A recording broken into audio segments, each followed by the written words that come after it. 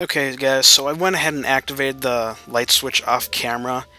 Hopefully I've mentioned it enough times throughout the Stone Tower Temple that you guys can figure it out on your own. Because I really don't want to get a ton of comments about this, and I really didn't want to waste time recording me going back to the inverted tower, going to this room, hitting the switch and then going all the way back here. Because it's really just a waste of like 10-15 minutes, to be honest.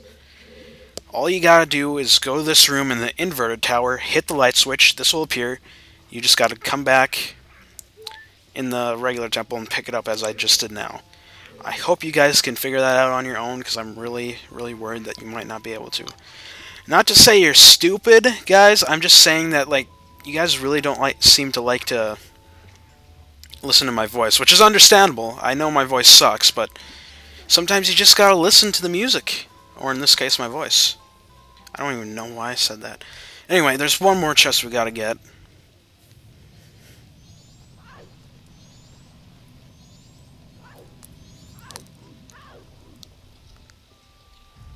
Running.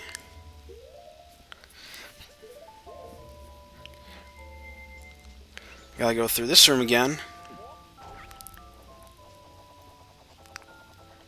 Oh, and by the way, it's now night of the final day because I didn't want to waste all the extra time doing whatever, and I should have plenty of time to get through all this. Because as soon as we finish Stone Tower, we're going right to the Clock Tower, and we're going to end this.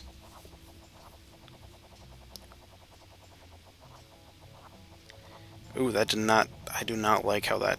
Oh, I'm not sure if I'm going to make this one. Well, maybe I will. Oh, this is going to be really close. Perfect. Alright, go in here. If you look above yourself right now, I guess I'm not going to, but if you look above yourself, you'll notice a gigantic gaping hole. That's the entrance to the boss chamber, which is interesting, I think. Anyway, we spawned this chest a little while ago, and now we got all 15 straight fairies.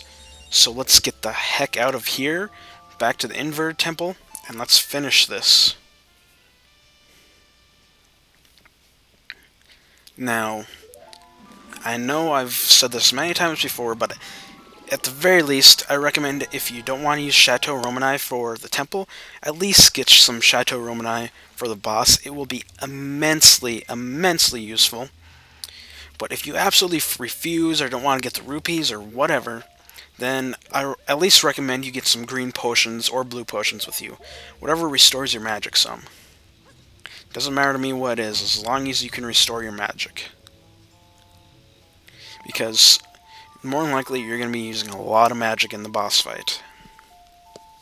And you'll see why shortly.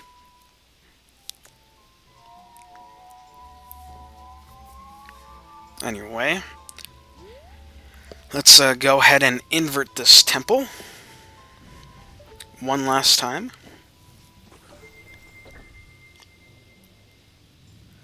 Thankfully, the blocks are already in place for us when we invert the temple.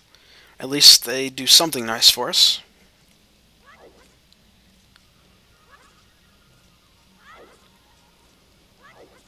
So let's head in and face the boss.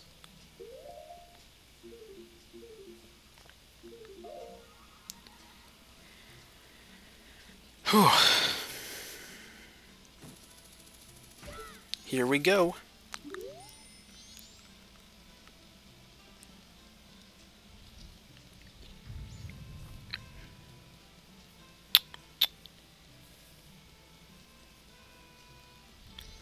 Alright, so make sure when you hook up to this chest you be careful of those things. And when you hook to that plate, make sure you're smart about it and don't hook when the whatchamacallit's on the end of the platform. Just, you know, use some common sense so you don't get yourself hurt accidentally. There's a Beamos there for some reason. And a couple pots, which I'm assuming will... oh, no. Here, we got a couple pots that will heal us up a little bit, restore our magic, give us bombs, and some arrows. And some unnecessary rupees, since our bag is full. When you're ready, head on through the door and prepare for probably the most interesting boss fight I've in this whole game. Possibly. Oh yeah, and equip the Giant's Mask. This is the one and only room in the whole game where you can use the Giant's Mask. It's kind of unfortunate. You should be able to use the Giant's Mask at Clocktown to help the Giants stop the moon, but oh well. I digress. So, the boss this time is Twinmold, which is just two gigantic worm-type creatures. Now, assuming you have the Giant's Mask and plenty of magic energy, transform, or put it on and you'll transform into a giant. Surprise, surprise. And if you haven't figured it out by now, the use of the Giant's Mask takes magic. For those of you who do not have infinite magic, you can break some of the pillars strewn throughout the battlefield, and they will sometimes drop magic bottles to refill your magic. Otherwise, you're just gonna have to make do with what you got. You can either hit Twinmold's head or tail to do damage, and that's pretty much all there is to it. Just keep slashing and slashing at his face and or tail until they both go down. If you cannot maintain your giant form for whatever reason, ooh, nice, one down. But if you cannot maintain the giant form for some reason, you can still, I think you can still use arrows to damage Twinmold. But, you know, it's a little less convenient because you're going to be small and they're going to be freaking gigantic and fast and etc. But, yeah. Also, be sure not to stray too far out of the battlefield or else you'll end up getting lost. And I don't remember if they spawn you in the boss chamber or the room before the boss chamber or what. But, yeah, that's it. That's Twinmold for you.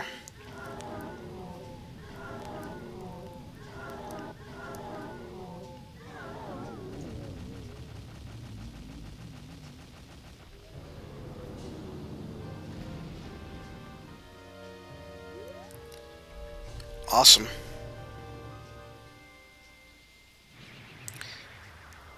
Nice. Alright, so let's grab the final mask and get the heck out of here.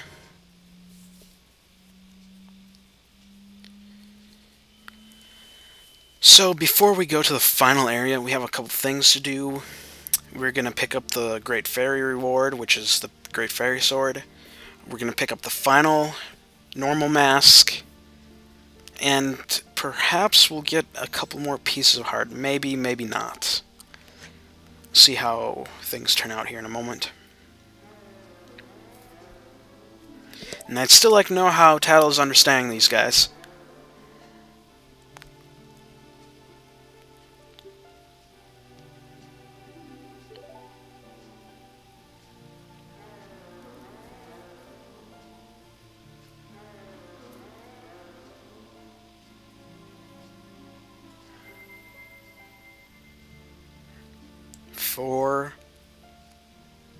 Forgive your friend. Oh, that was so painfully slow.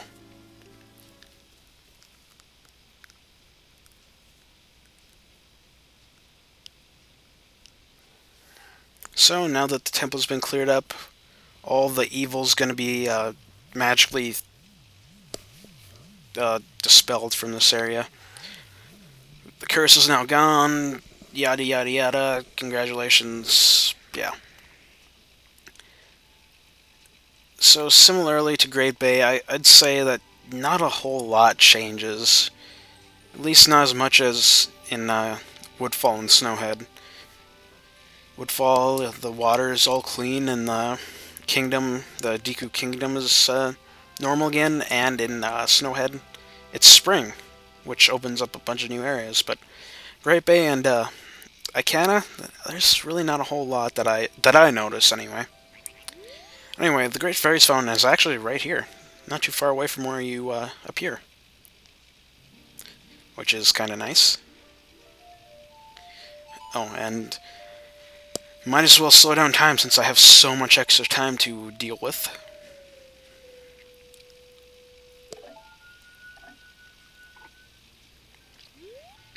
Anyway.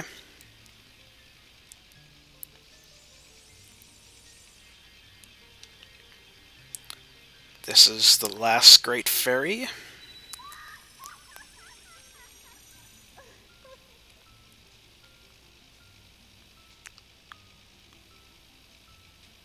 Great Fairy of Kindness, huh?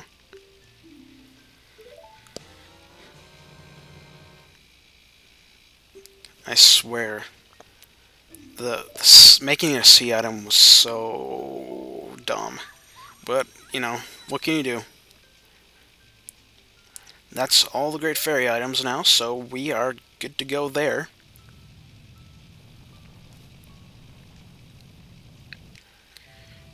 We are done with Icana, so I think we're going to head back to Clocktown.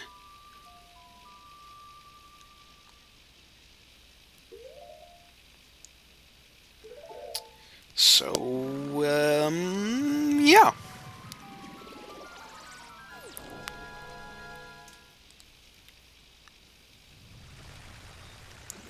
Our first order of business in Clocktown is the Curiosity Shop, but it is not open quite yet, so, let's just, screw around a little bit.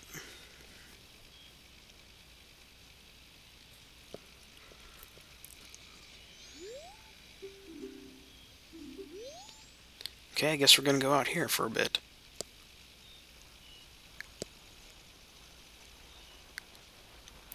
Ah, we're going to get a piece of heart right now, actually, which is in this little hole. Be prepared to fight a couple Dodongos, as you can see.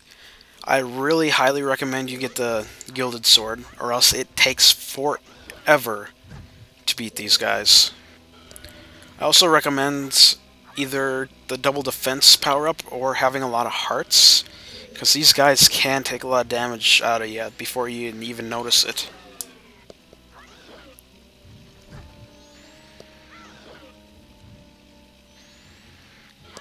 There we go. And like I said many videos ago, each Dodongo killed drops 50 rupees, which is a decent way to make some cash. And if it's daytime, Dodongos appear instead of those snow guys, so there's even more sources of cash. And we got a new heart container. Awesome.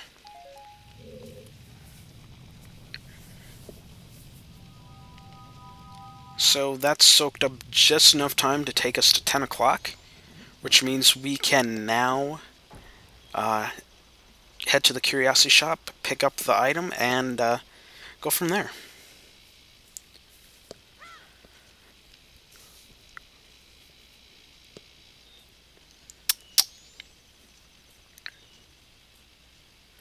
Of course, if you're not ready to go to the final area, obviously don't go to the clock tower.